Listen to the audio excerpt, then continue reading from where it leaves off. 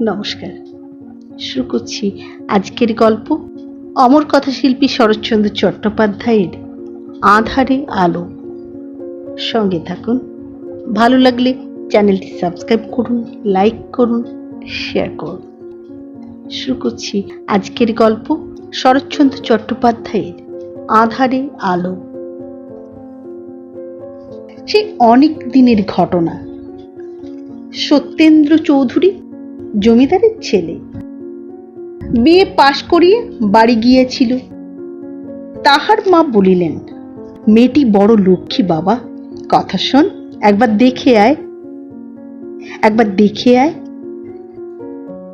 সত্যেন্দ্র মাথা নাড়িয়ে বলিল, না মা, এখন আমি কোনো মতেই পারবো না, তাহলে পাশ হতে পারবো না। মা বলিলেন, কেন পারবি না? বৌমা থাকবেন আমার কাছে, তুই লেখাপড়া করবি কলকাতায়, পাশ হতে তোর কি বাধা হবে আমি তো ভেবে পাইনি সতু। না মা, সে সুবিধে হবে না, এখন আমার সময় নেই, ইত্যাদি বলিতে বলিতে সত্য বাহির হইয়া যাইতেছিল। মা বলিলেন, সতু, যাসনে, দাঁড়া, যাসনে, দাঁড়া, আরো কথা আছে। একটু থামিয়া বলিলেন, আমি কথা দিয়েছি বাবা, আমার মান রাখবি নে? সত্য ফিরিয়া দাঁড়াইয়া অসন্তুষ্ট হইয়া কহিল, না জিজ্ঞাসা করে কথা দিলে কেন? ছেলের কথা শুনিয়ে মা অন্তরে ব্যথা পাইলেন, বলিলেন, সে আমার দোষ হয়েছে বাবা, কিন্তু তোকে তো মায়ের সম্ভ্রম বজায় রাখতে হবে। তাছাড়া বিধবার মেয়ে, বড় দুঃখী। কথা শোন, কথা শোন সত্য, রাজি হ। আচ্ছা পরে বলবো, বলিয়া সত্য বাহির হইয়া গেল। মা অনেকক্ষণ চুপ করিয়া দাঁড়াইয়া রহিলেন। ওইটি তাহার একমাত্র সন্তান। 7-8 বৎসর হইল স্বামীর কাল হইয়াছে। তদবধি বিধবা নিজেই নায়েব গোমস্তার সাহায্যে মস্ত জমিদারি শাসন করিয়া আসিতেছেন। ছেলে কলিকাতায় থাকিয়া কলেজে পড়ে, বিষয় আশয়ের কোনো সংবাদই তাহাকে রাখিতে হয় না।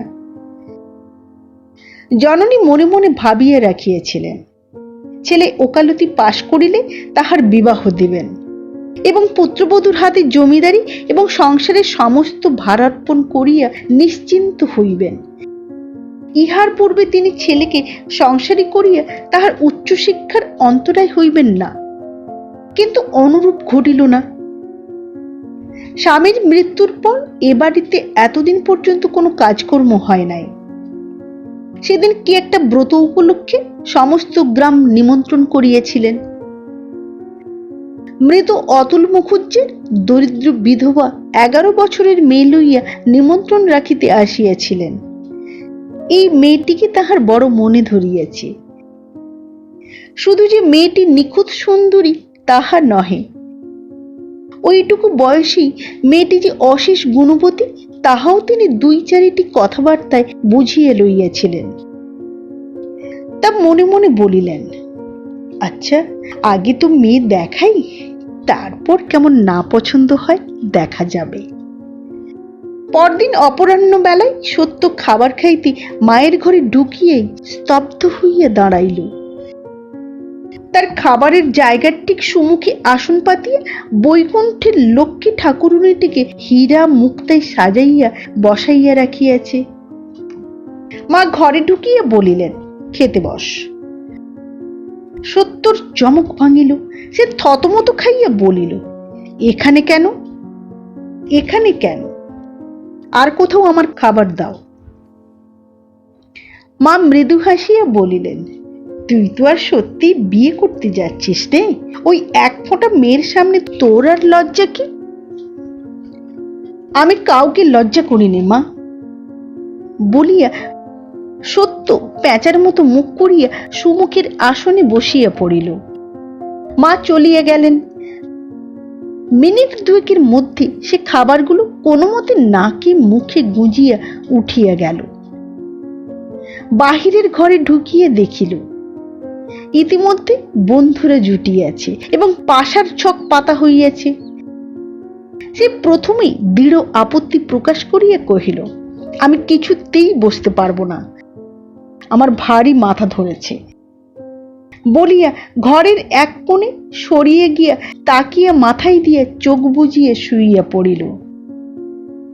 বন্ধুরা মনে মনে কিছু আশ্চর্য হইল এবং লোকাভাবে পাশা তুলিয়া দাবা পাতিয়া বসিল।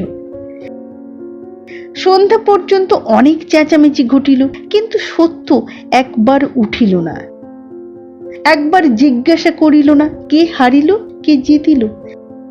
আজ এসব তাহার ভালোই লাগিল না। বন্ধুরা চলিয়ে গেলে সে বাড়ির ভিতরে ঢুকিয়া সোজা নিজের ঘরে যাইতেছিল। ভাঁড়ারের বারান্দা হইতে মা জিজ্ঞাসা করিলেন, এর মধ্যে শুতে যাচ্ছিস যে রে? শুতে নয়, পড়তে যাচ্ছি। এমের পড়া সোজা নয় তো, সময় নষ্ট করলে চলবে কেন বলিয়া সে গুঁড়ো ইঙ্গিত করিয়া দুম দুম শব্দ করিয়া উপরে উঠিয়া গেল।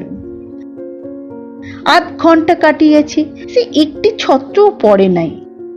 টেবিলের উপর বই খোলা, চেয়ারে হেলান দিয়া উপরের দিকে মুখ করিয়া কড়ি কাঠ ধ্যান করিতেছিল। হঠাৎ ধ্যান ভাঙিয়া গেল। সে খাড়া হইয়া শুনিল, ঝুম ঝুম। আরেক মুহূর্ত, ঝুম ঝুম ঝুম। সত্য সোজা হইয়া উঠিয়া বসিয়া দেখিল, সেই আপাত মস্তক গহনা পরা লক্ষ্মী ঠাকুরানীটির মতো মেয়েটি ধীরে ধীরে কাছে আসিয়া দাঁড়াইল। সত্য এক দৃষ্টি চাহিয়া রহিল।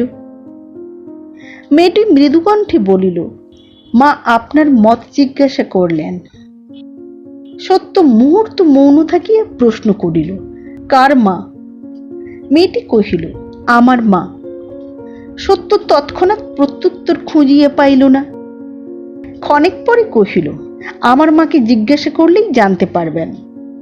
মেয়েটি চলিয়া যাইতেছিল। সত্য সহসা প্রশ্ন করিয়া ফেলিল, তোমার নাম কি?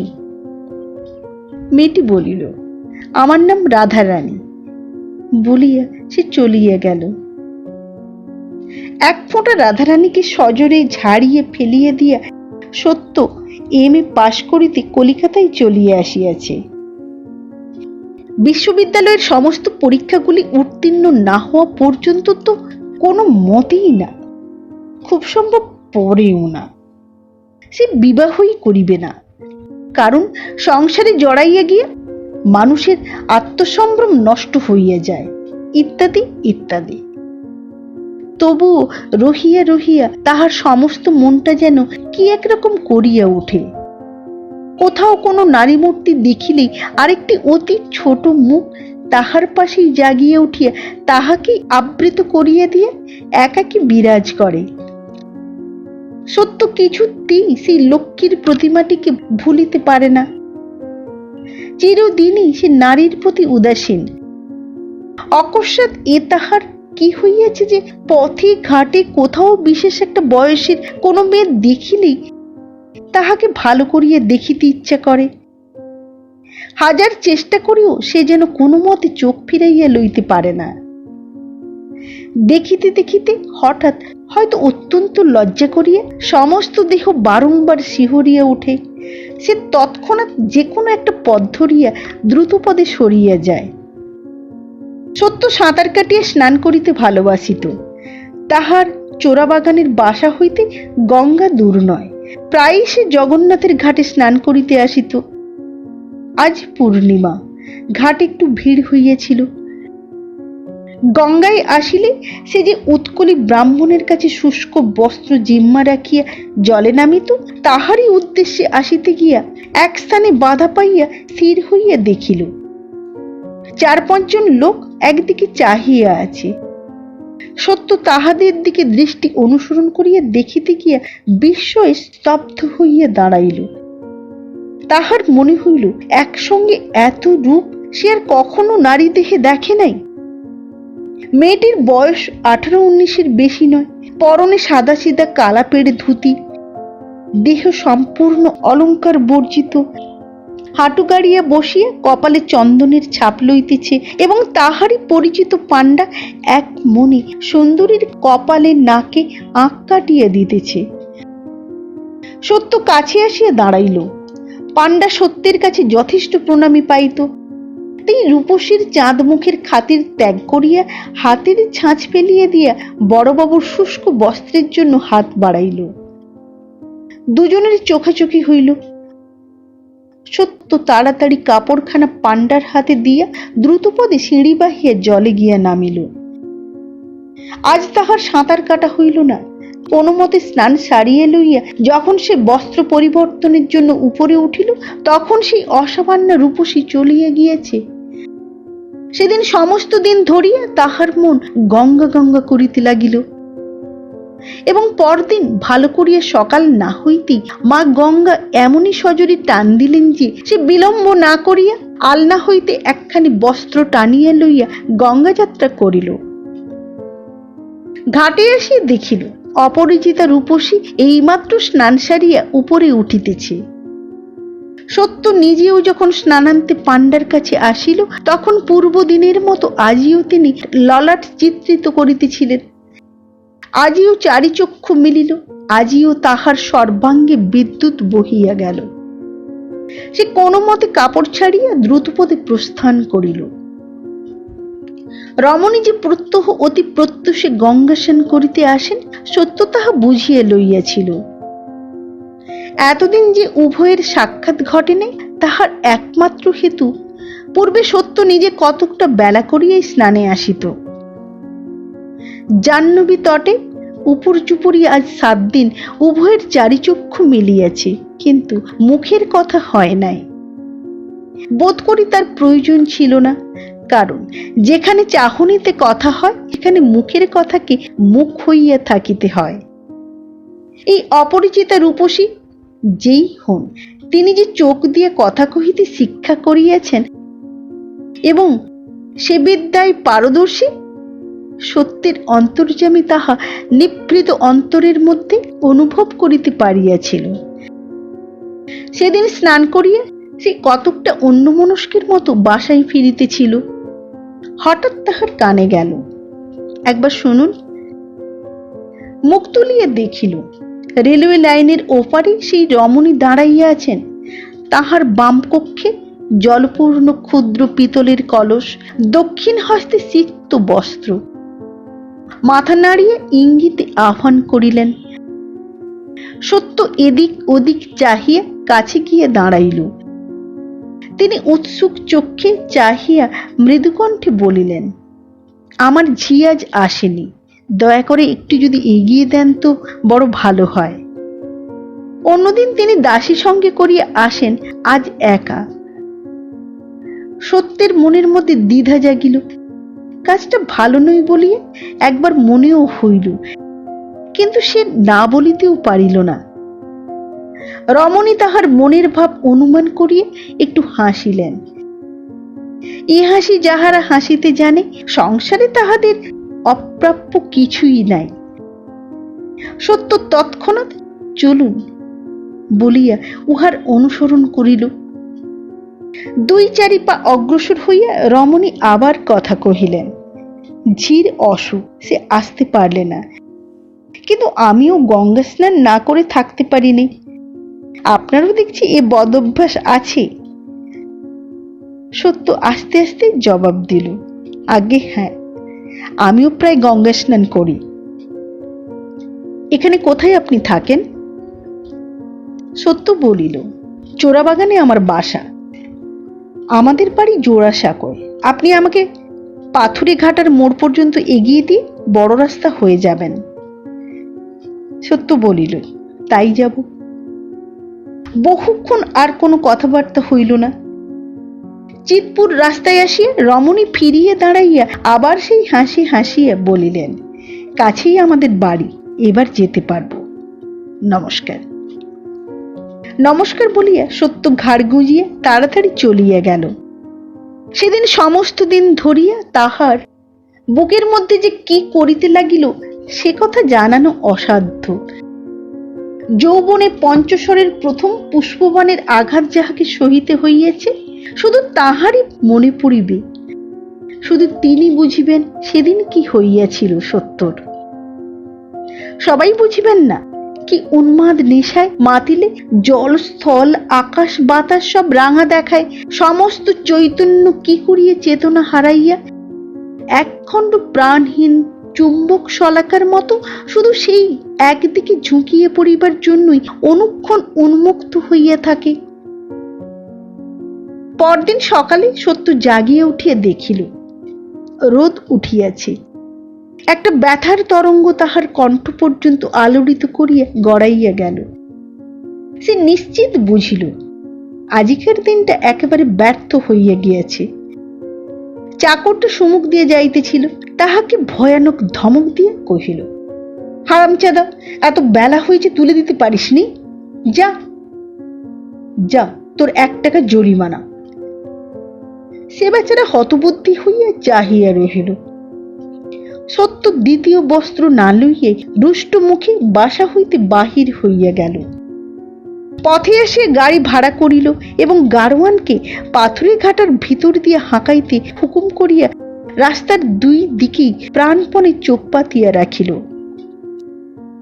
কিন্তু গঙ্গায় আসিয়া ঘাটের দিকে চাহিতেই তাহার সমস্ত ক্ষোভ যেন জুড়াইয়া গেল।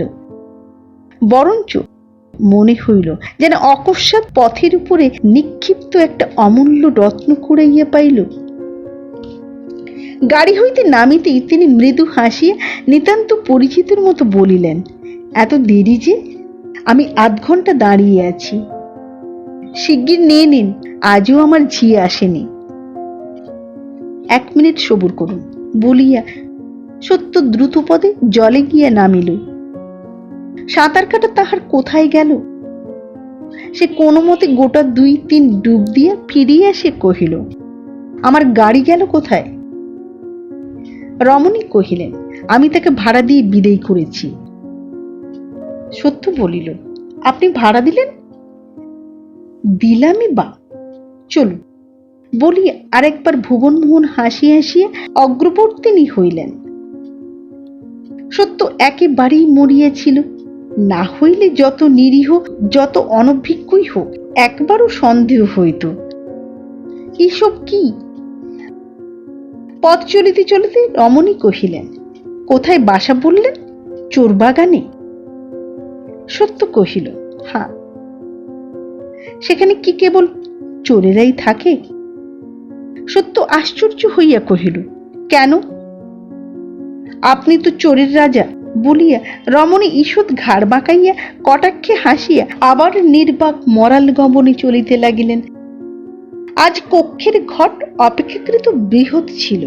ভিতরে গঙ্গাজল ছলাৎ ছলাৎ ছল ছল ছল শব্দে, অর্থাৎ ওরে মুগ্ধ, ওরে অন্ধ যুবক, সাবধান, এসব ছলনা সব ফাঁকি বলিয়া উছলিয়া উছলিয়া একবার ব্যঙ্গ একবার তিরস্কার করিতে লাগিল। মোড়ের কাছাকাছি আসিয়া সত্য সসংকোচে কহিল, গাড়ি ভাড়াটা? রমণী ফিরিয়া দাঁড়াইয়া অস্ফুট মৃদুকণ্ঠে জবাব দিল, সে তো আপনার দেওয়াই হয়েছে। সত্য এই ইঙ্গিত না বুঝিয়া প্রশ্ন করিল, আমার দেওয়া কি করে? আমার আর আছে কি যে দেব? যা ছিল সমস্তই তো তুমি চুরি ডাকাতি করে নিয়েছ বলিয়াই সে চকিতে মুখ ফিরাইয়া বোধ করি উচ্ছ্বসিত হাসির বেগ জোর করিয়া রোধ করিতে লাগিল। এই অভিনয় সত্য দেখিতে পায় নাই, তাই এই চুরির প্রচ্ছন্ন ইঙ্গিত তীব্র তড়িৎ রেখার মতো তাহার সংশয়ের জাল আপ্রান্ত বিদীর্ণ করিয়া বুকের অন্তঃস্থল পর্যন্ত উদ্ভাসিত করিয়া ফেলিল। তাহার মুহূর্তে সাধ হইল এই প্রকাশ্য রাজপথে ওই 2টি রাঙা পায়ে লুটাইয়া পড়ে। কিন্তু চক্ষের নিমিষে গভীর লজ্জায় তাহার মাথা এমনি হেঁট হইয়া গেল যে সে মুখ তুলিয়া একবার প্রিয়তমার মুখের দিকে চাহিয়া দেখিতেও পারিল না। নিঃশব্দে নতমুখে ধীরে ধীরে চলিয়া গেল। ও ফুটপাতে তাহার আদেশ মতো দাসী অপেক্ষা করিতেছিল। কাছে আসিয়া কহিল, আচ্ছা দিদিমণি, বাবুটিকে এমন করে নাচিয়ে নিয়ে বেড়াচ্ছ কেন? কেন বলি, কিছু আছে টাছে? আছে টাছে? 2 পয়সা টানতে পারবে তো? রমণী হাসিয়া বলিল, তা জানিনি, কিন্তু হাবাগোবা লোকগুলোকে নাকে দড়ি দিয়ে ঘুরাতে আমার বেশ লাগে। দাসীটিও খুব খানিকটা হাসিয়ে বলিল, এত পারো তুমি। কিন্তু যাই বলো দিদিমণি, দেখতে যেন রাজপুত্তুর, যেমন চোখ মুখ তেমনি রং, তোমাদের দুটিকে দিব্যি মানায়। দাঁড়িয়ে কথা করছিলে যেন একটি জোড়া গোলাপ ফুটেছিল। রমণী মুখ টিপিয়ে বলিল, আচ্ছা চল, পছন্দ হয়ে থাকে তো না হয় তুই নিস। দাসীও হটিবার পাত্রী নয়, সেও জবাব দিল, না দিদিমণি, ও জিনিস প্রাণ ধরে কাউকে দিতে পারবে না, তা বলে দিল। জ্ঞানীরা কহিয়াছেন, অসম্ভব কাণ্ড চোখে দেখিলেও বলিবে না, কারণ অজ্ঞানীরা বিশ্বাস করে না। এই অপরাধে সীমন্ত বেচারা নাকি শ্মশানে গিয়াছিল। সে যাই হোক, ইহা অতি সত্য কথা। সত্য লোকটা সেদিন বাসায় ফিরিয়ে টেনিশন পড়িয়াছিল এবং ডন জুয়ানের বাংলা তর্জমা করিতে বসিয়াছিল। অত বড় ছেলে, কিন্তু একবারও এ সংশয়ের কণামাত্র তাহার মনে উঠে নাই যে দিনের বেলা শহরের পথে ঘাটে এমন অদ্ভুত প্রেমের বান ডাকা সম্ভব কিনা, কিংবা সে বানের স্রোতে গা ভাসাইয়া চলা নিরাপদ কিনা। দিন দিন পরে স্নানান্তে বাটি ফিরিবার পথে অপরিচিতা সহসা কহিল, কাল রাত্রে থিয়েটার দেখতে গিয়েছিল, সরলার কষ্ট দেখলে বুক ফেটে যায় না? সত্য সরলা প্লে দেখে নাই, সরলা তো বই পড়িয়েছিল। আস্তে আস্তে বলিল, হ্যাঁ, বড় দুঃখ পেয়েই মারা গেল। রমণী দীর্ঘ নিঃশ্বাস ফেলিয়া বলিল, উফ, কি ভয়ানক কষ্ট। আচ্ছা, সরলাই বা তার স্বামীকে এত ভালোবাসলে কি করে? তার বড় যাই বা পারেনি কেন বলতে পারো? সত্য সংক্ষেপে জবাব দিল, স্বভাব। রমণী কহিল, ঠিক তাই, বিয়ে তো সকলেরই হয়, কিন্তু সব স্ত্রী পুরুষই কি পরস্পরকে সমান ভালোবাসতে পারে? পারে না। কত লোক আছে মরবার দিনটি পর্যন্ত ভালোবাসা কি জানতেও পায় না, জানবার ক্ষমতাই তাদের থাকে না। দেখনি কত লোক গান বাজনা হাজার ভালো হলেও মন দিয়ে শুনতে পারে না, কত লোক কিছুতেই রাগে না, রাগতে পারেই না। লোকে তাদের খুব গুণ গায় বটে, আমার কিন্তু নিন্দে করতে ইচ্ছে করে। সত্য হাসিয়া বলিল, কেন কেন? রমণী উদ্দীপ্ত কণ্ঠে উত্তর করিল, তারা অক্ষম বলে? অক্ষমতার কিছু কিছু গুণ থাকলেও থাকতে পারে, কিন্তু দোষটাই বেশি। এই যেমন সরলার ভাসুর, স্ত্রীর অত বড় অত্যাচারেও তার রাগ হলো না। সত্য চুপ করিয়া রহিল। সে পুনরায় কহিল, আর তার স্ত্রী? ওই প্রমোদাটা কি শয়তান মেয়ে মানুষ, আমি থাকতুম তো রাক্ষসের গলা টিপে দিতুম। সত্য সহাস্যে কহিল, থাকতে কি করে? প্রমোদা বলে সত্যই তো কেউ ছিল না, কবির কল্পনা।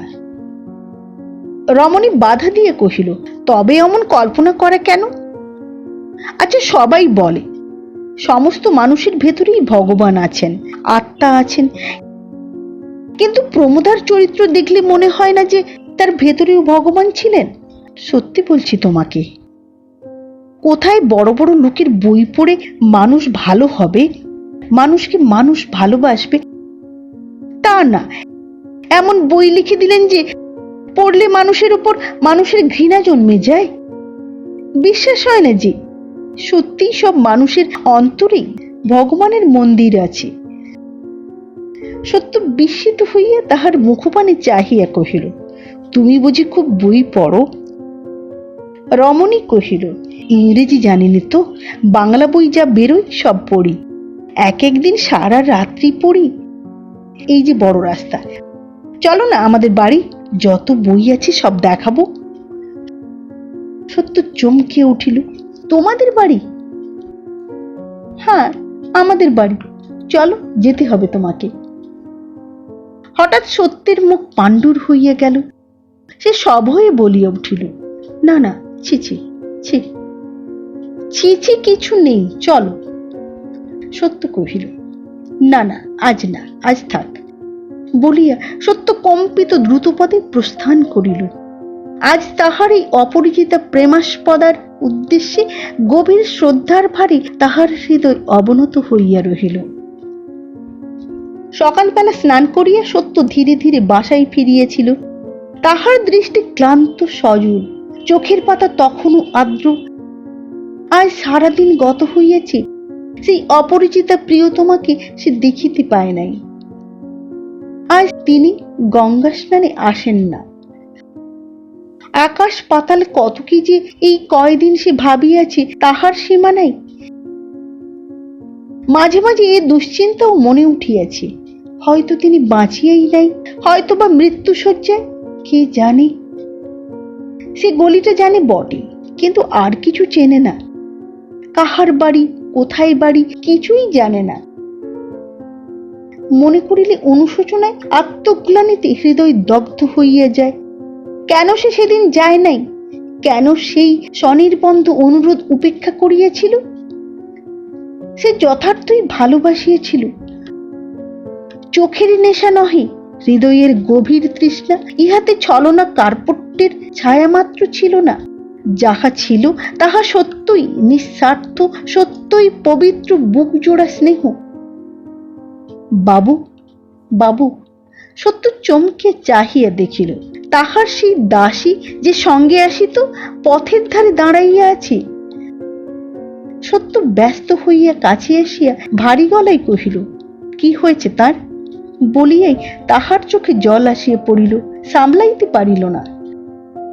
দাসী মুখ নিচু করিয়া হাসি গোপন করিল। বোধ করি হাসিয়া ফেলিবার ভয় মুখ নিচু করিয়াই বলিল, দিদিমণির বড় অসুখ, আপনাকে দেখতে চাইছেন, চলো।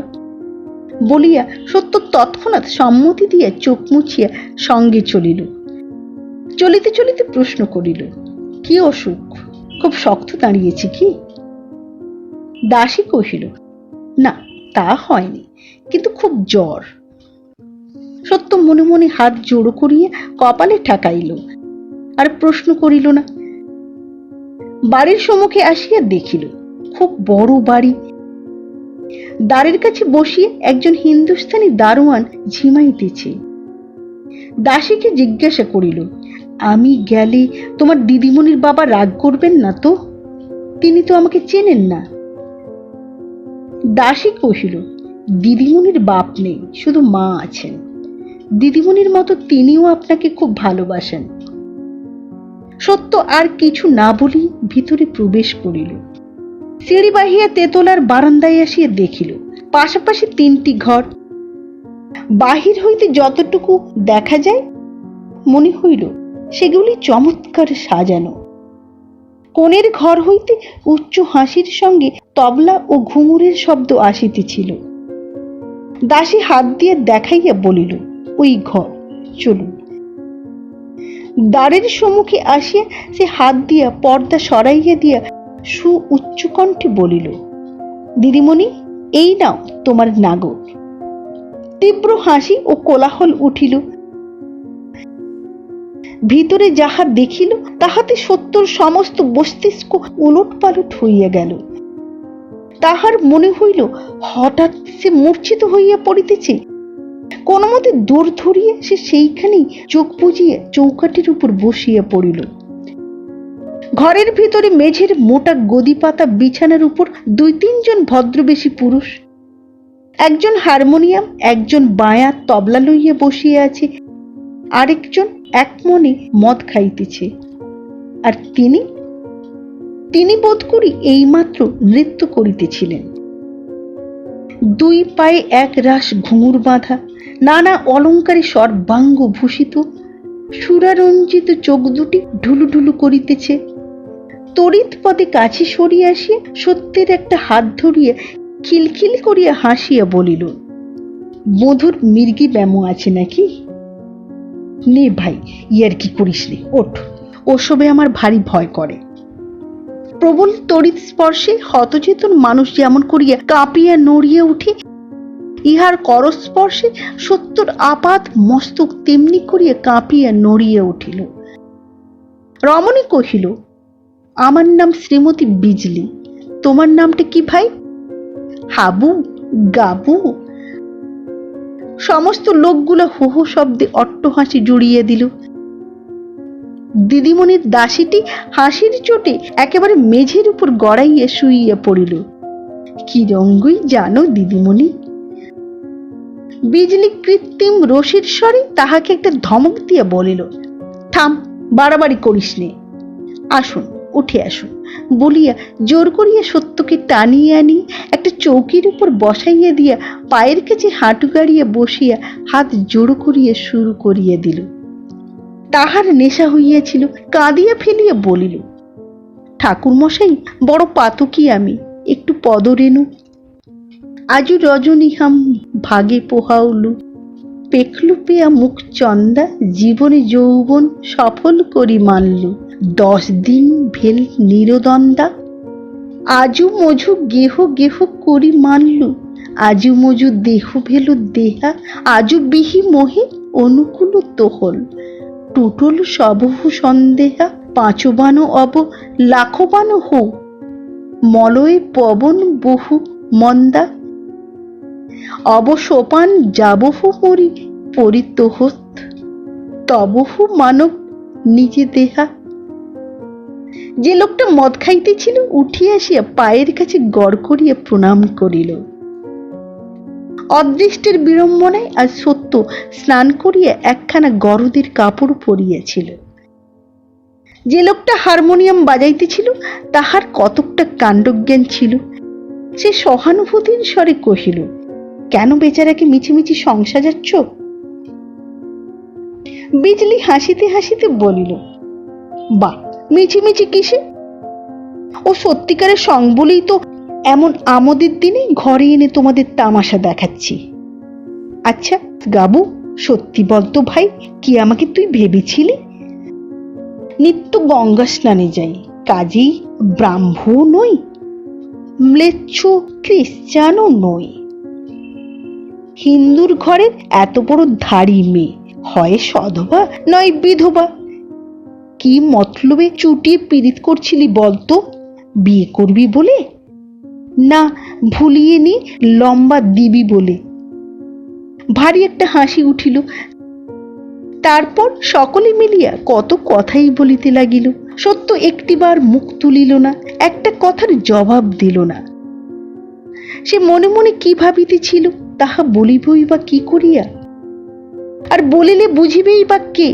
থাক সে। বিজলি সহসা চকিত হইয়া উঠিয়া দাঁড়াইয়া বলিল, বাহ, আমি কেবল তামাশাই করছি যে।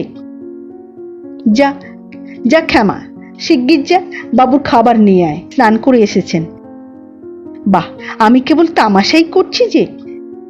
বলিতে বলিতে তাহার অনতিকাল পূর্বেই ব্যঙ্গ বিদ্রুপ, বন্যতপ্ত কণ্ঠস্বর, অকৃত্রিম সস্নেহ অনুতাপে যথার্থই জুড়িয়া গেল।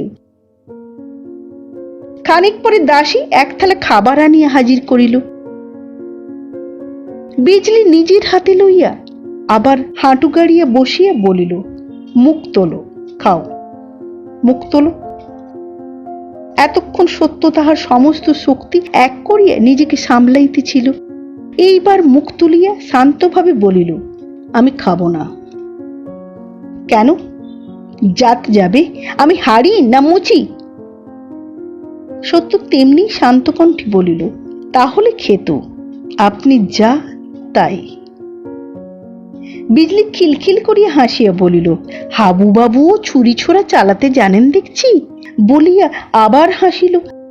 কিন্তু তাহা শব্দ মাত্র, হাসি নয়। তাই আর কেহ সে হাসিতে যোগ দিতে পারিল না। সত্য কহিল, আমার নাম সত্য, হাবু নয়।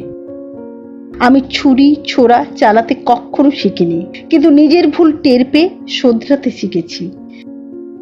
বিজলি হঠাৎ কি কথা বলিতে গেল, কিন্তু চাপিয়া লইয়া শেষ কহিল, আমার ছোঁয়া খাবে না? সত্য কহিল, না।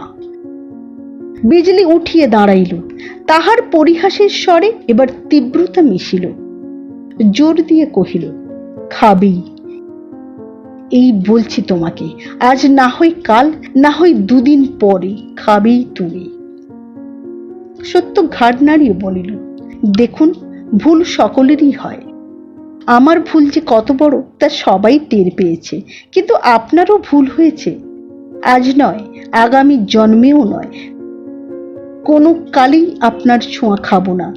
অনুমতি করুন আমি যাই, আপনার নিঃশ্বাসে আমার রক্ত শুকিয়ে যাচ্ছে। তাহার মুখের উপর গভীর ঘৃণার এমনই সুস্পষ্ট ছায়া পড়িল যে তাহা ওই মাতালটার চক্ষু এড়াইল না। সে মাথা নাড়িয়ে কহিল, বিজলি বিবি, অর্ষিকেশু রহস্য নিবেদনম। যেতে দাও, যেতে দাও, সকালবেলার আমোদটাই তো মাটি করে দিলে। বিজলি জবাব দিল না, স্তম্ভিত হইয়া সত্যর মুখপানে চাহিয়া দাঁড়াইয়া রহিল। যথার্থই তাহার ভয়ানক ভুল হইয়াছিল।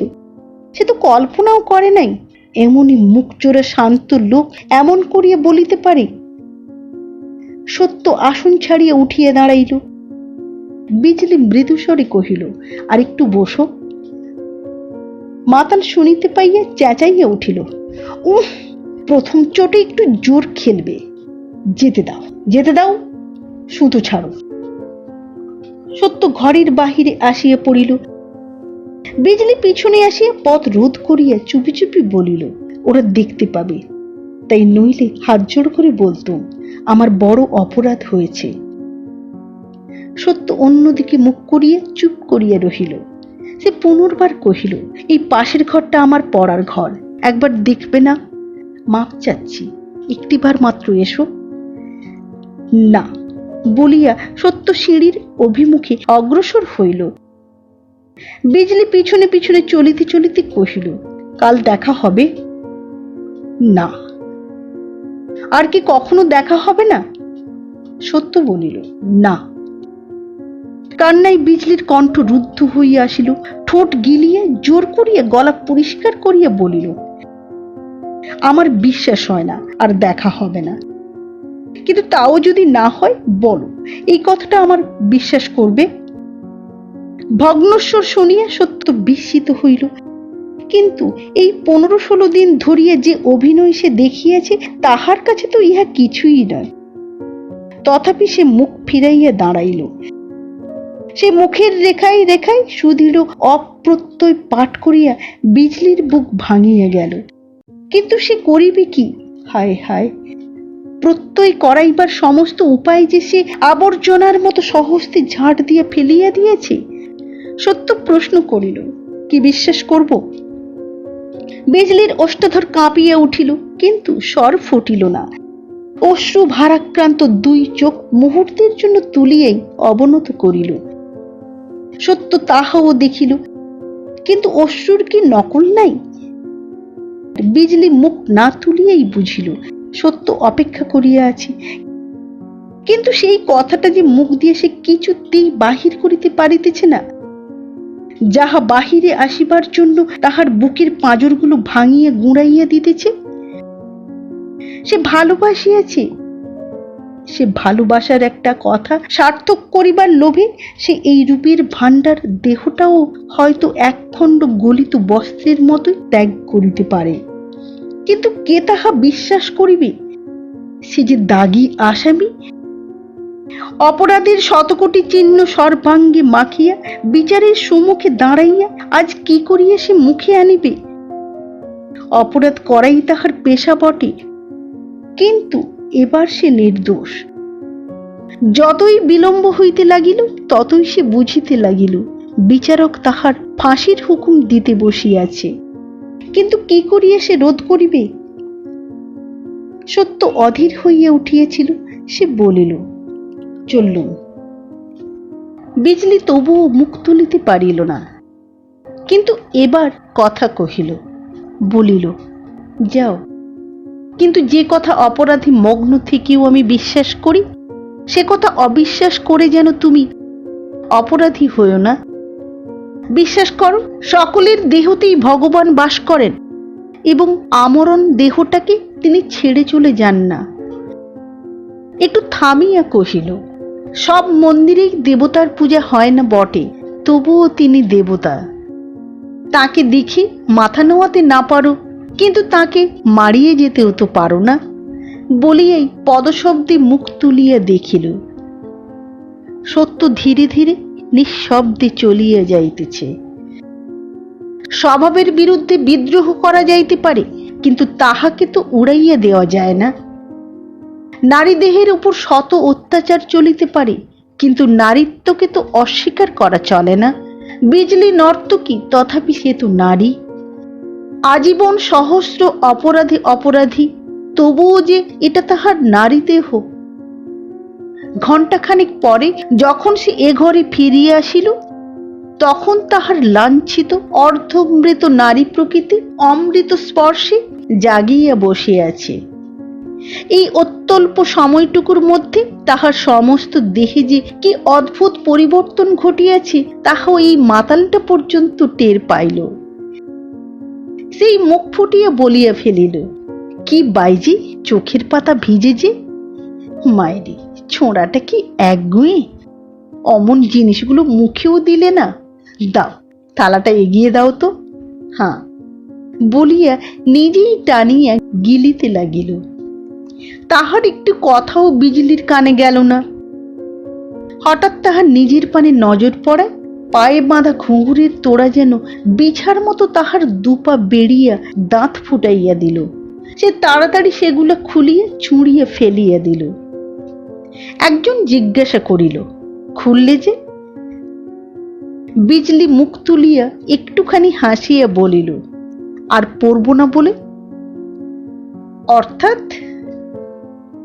অর্থাৎ আর না, বাইজি মরেছে।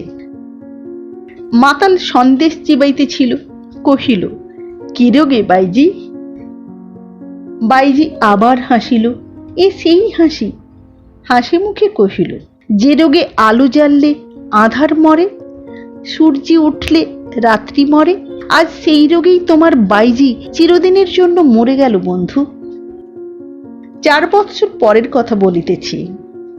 কলিকাতার একটা বড় বাড়িতে জমিদারের ছেলের অন্নপ্রাশন। খাওয়ানো দাওয়ানো বিরাট ব্যাপার শেষ হইয়া গিয়াছে। সন্ধ্যার পর বহির্বাটির প্রশস্ত প্রাঙ্গণে আসর করিয়া আমোদ আহ্লাদ নাচ গানের উদ্যোগ আয়োজন চলিতেছে। একধারে 3-4টি নর্তকী ইহারেই নাচ গান করিবে। দ্বিতলের বারান্দায় চিকের আড়ালে বসিয়া রাধারানী একাকী নিচের জনসমাগম দেখিতেছিল। নিমন্ত্রিতা মহিলারা এখনো শুভাগমন করেন নাই। নিঃশব্দে পিছনে আসিয়া সত্যেন্দ্র কহিলেন, এত মন দিয়ে কি দেখছো বলো তো? রাধারানী স্বামীর দিকে ফিরিয়ে হাসি মুখে বলিল, যা সবাই দেখতে আসছে, বাইজিদের সাজসজ্জা। কিন্তু হঠাৎ তুমি যে এখানে? স্বামী হাসিয়া জবাব দিলেন, একলাটি বসে আছো, তাই একটু গল্প করতে এলাম। সত্যি?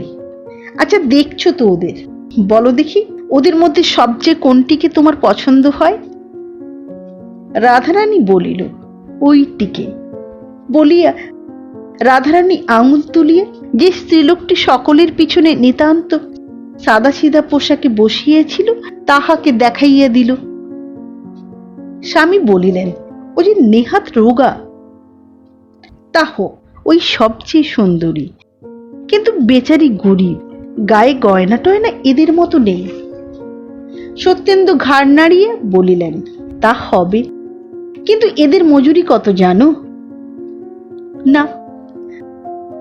সত্যেন্দু হাত দিয়ে দেখাইয়া বলিলেন, এদের দুজনের 30 টাকা করে, আর ওই ওর 50, আর যেটিকে গরিব বলছো তার 200 টাকা। রাধারানী চমকে উঠিল, 200? কেন, ও কি খুব ভালো গান করে? কানে শুনিনি কখনো, লোকে বলে। 4-5 বছর আগে খুব ভালোই গাইতো, কিন্তু এখন পারবে কিনা বলা যায় না। তবে অত টাকা দিয়ে আনলে কেন? তার কমেও আসে না বলে? এতেও আসতে রাজি ছিল না, অনেক সাদাসাদি করে আনা হয়েছে। রাধারানী অধিকতর বিস্মিত হইয়া জিজ্ঞাসা করিল, টাকা দিয়ে সাদাসাদি কেন? সত্যেন্দু নিকটে একটা চৌকি টানিয়া লইয়া বসিয়া বলিলেন, তার প্রথম কারণ ও ব্যবসা ছেড়ে দিয়েছে। গুণ ওর যতই হোক, এত টাকা সহজে কেউ দিতেও চায় না, ওকেও আসতে হয় না, ওই ওর ফন্দি। আর দ্বিতীয় কারণ আমার নিজের গরজ। কথাটা রাধারানী বিশ্বাস করিল না, তথাপি আগ্রহে ঘেঁষিয়া বসিয়া বলিল, তোমার গরজ? ছাই। কিন্তু ব্যবসা ছেড়ে দিলে কেন? শুনবে? হ্যাঁ, বলো। সত্যেন্দু এক মুহূর্ত মৌন থাকিয়ে বলিল, ওর নাম বিজলি। এক সময় কিন্তু এখানে লোক এসে পড়বে যে রানী, চলো ঘরে যাবে? চলো বলিয়া রাধারানী উঠিয়া দাঁড়াইল। স্বামীর পায়ের কাছে বসিয়া সমস্ত শুনিয়া রাধারানী আঁচলে চোখ মুছিল। শেষে বলিল, তাই আজ ওকে অপমান করে শোধ নেবে? এ বুদ্ধি কে তোমাকে দিলে? এদিকে সত্যেন্দ্রের নিজের চোখও শুষ্ক ছিল না, অনেকবার গলাটাও ধরিয়া আসিতেছিল। তিনি বলিলেন, অপমান বটে, কিন্তু সে অপমান আমার 3 জন ছাড়া আর কেউ জানতে পারবে না, কেউ জানবেও না। রাধারানী জবাব দিল না, আরেকবার আঁচলে চোখ মুছিয়া বাহির হইয়া গেল। নিমন্ত্রিত ভদ্রলোকে আসর ভরিয়া গিয়েছে এবং উপরের বারান্দায় বহু স্ত্রীকণ্ঠের সলজ্জ চিৎকার চিকের আবরণ ভেদ করিয়া আসিতেছে। অন্যান্য নর্তকীরা প্রস্তুত হইয়াছে, শুধু বিজলি তখনও মাথা হেঁট করিয়া বসিয়া আছে। তাহার চোখ দিয়া জল পড়িতেছিল। দীর্ঘ 5 বৎসরে তাহার সঞ্চিত অর্থ প্রায় নিঃশেষ হইয়াছিল। তাই অভাবের তাড়নায় বাধ্য হইয়া আবার সেই কাজ অঙ্গীকার করিয়া আসিয়াছে, যাহা সে শপথ করিয়া ত্যাগ করিয়াছিল। কিন্তু সে মুখ তুলিয়া খাড়া হইতে পারিতেছিল না। অপরিচিত পুরুষের সতৃষ্ণ দৃষ্টির সম্মুখে দেহ যে এমন পাথরের মতো ভারী হইয়া উঠিবে, পা এমন করিয়া দুমড়াইয়া ভাঙিয়া পড়িতে চাহিবে, তাহা সে ঘণ্টা 2 পূর্বে কল্পনাও করিতে পারে নাই। আপনাকে ডাকছেন। বিজলি মুখ তুলিয়া দেখিল, পাশে দাঁড়াইয়া একটি 12-13 বছরের ছেলে। সে উপরের বারান্দা নির্দেশ করিয়া পুনরায় কহিল, মা আপনাকে ডাকছেন। বিজলি বিশ্বাস করিতে পারিল না, জিজ্ঞাসা করিল, কে আমাকে ডাকছেন? ছেলেটি বলিল, মা ডাকছেন। তুমি কে? আমি বাড়ির চাকর। বিজলি ঘাড় নাড়িয়া বলিল, আমাকে নয়, তুমি আবার জিজ্ঞাসা করে এসো। বালক খানিক পরে ফিরিয়ে আসিয়া বলিল, আপনার নাম বিজলি তো? আপনাকেই ডাকছেন, আসুন আমার সঙ্গে, মা দাঁড়িয়ে আছেন। চলো বলিয়া বিজলি তাড়াতাড়ি পায়ের ঘুঙুর খুলিয়া ফেলিয়া তাহার অনুসরণ করিয়া অন্দরে আসিয়া প্রবেশ করিল। মনে করিল গৃহিণীর বিশেষ কিছু ফরমাইশ আছে, তাই এই আহ্বান। শোবার ঘরের দরজার কাছে রাধারানী ছেলে কোলে করিয়া দাঁড়াইয়াছিল। ত্রস্ত কুণ্ঠিত পদে বিজলি সুমুখে আসিয়া দাঁড়াইবা মাত্রেই সে সসম্ভ্রমে হাত ধরিয়া ভিতরে টানিয়া আনিল এবং একটা চৌকির উপর জোর করিয়া বসাইয়া দিয়ে হাসি মুখে কহিল, দিদি, চিনতে পারো? চিনতে পারো? বিজলি বিস্ময়ে হতবুদ্ধি হইয়া রহিল। রাধারানী কোলের ছেলেকে দেখাইয়া বলিল, ছোট বোনকে না হয় নাই চিনলে দিদি, সে দুঃখ করি নে, কিন্তু এটাকে না চিনতে পারলে সত্যিই ভারী ঝগড়া করব বলিয়া মুখ টিপিয়া মৃদু মৃদু হাসিতে লাগিল। এমন হাসি দেখিয়াও বিজলি তথাপি কথা কহিতে পারিল না। কিন্তু তাহার আধার আকাশ ধীরে ধীরে স্বচ্ছ হইয়া আসিতে লাগিল। সেই অনিন্দ্য সুন্দর মাতৃ মুখ হইতে সদ্য বিকশিত গোলাপ সদৃশ শিশুর মুখের প্রতি তাহার দৃষ্টি নিবদ্ধ হইয়া রহিল। রাধারানী নিস্তব্ধ।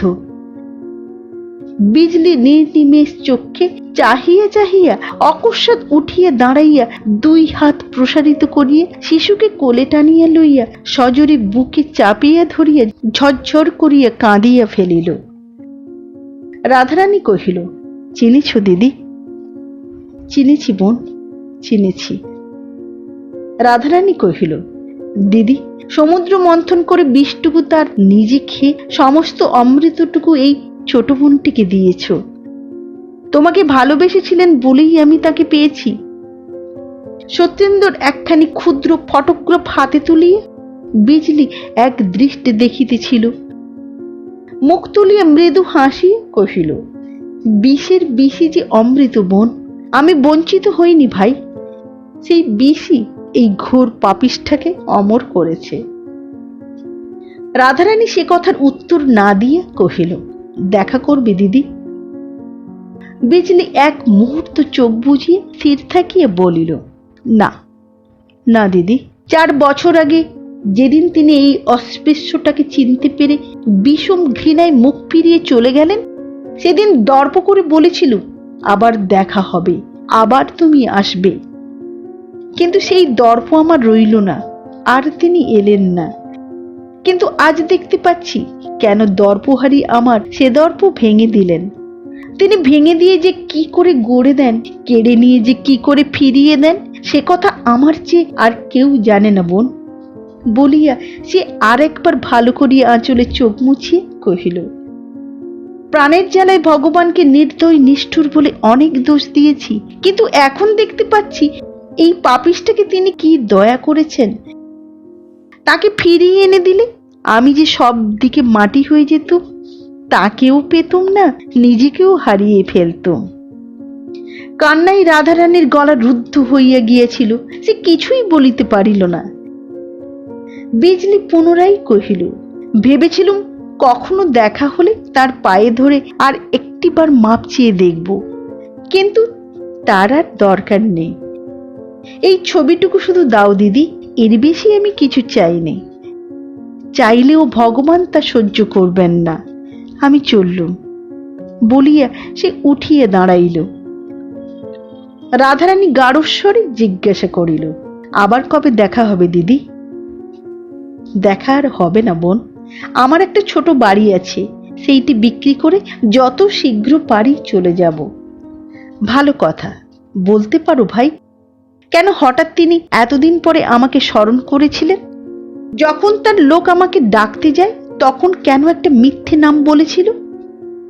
লজ্জায় রাধারানীর মুখ আরক্ত হইয়া উঠিল। সে নতমুখে চুপ করিয়া রহিল। বিজলি ক্ষণকাল ভাবিয়া বলিল, হয়তো বুঝেছি, হয়তো বুঝছি, আমাকে অপমান করবেন বলে। না, তাছাড়া এত চেষ্টা করে আমাকে আনবার তো কোনো কারণই দেখিনি। রাধারানীর মাথা আরো হেঁট হইয়া গেল। বিজলি হাসিয়া বলিল, তোমার লজ্জা কি বোন? তবে তারও ভুল হয়েছে। তার পায়ে আমার শতকোটি প্রণাম জানিয়ে বলো, সে হবার নয়। আমার নিজের বলে আর কিছু নেই। অপমান করলে সমস্ত অপমান তার গায়েই লাগবে। নমস্কার বোন। বোন, বয়সে ঢের বড় হলেও তোমাকে আশীর্বাদ করবার অধিকার তো আমার নেই। আমি কায় মনে প্রার্থনা করি বোন, তোমার হাতের নোয়া অক্ষয় হোক। চললুম ভাই, চললুম। নমস্কার। ভালো লাগলে লাইক করুন, সাবস্ক্রাইব করুন, শেয়ার করুন। আবার দেখা হবে আগামী পর্বে একটি নতুন গল্প নিয়ে। সঙ্গে থাকুন। আজকের মতো নমস্কার।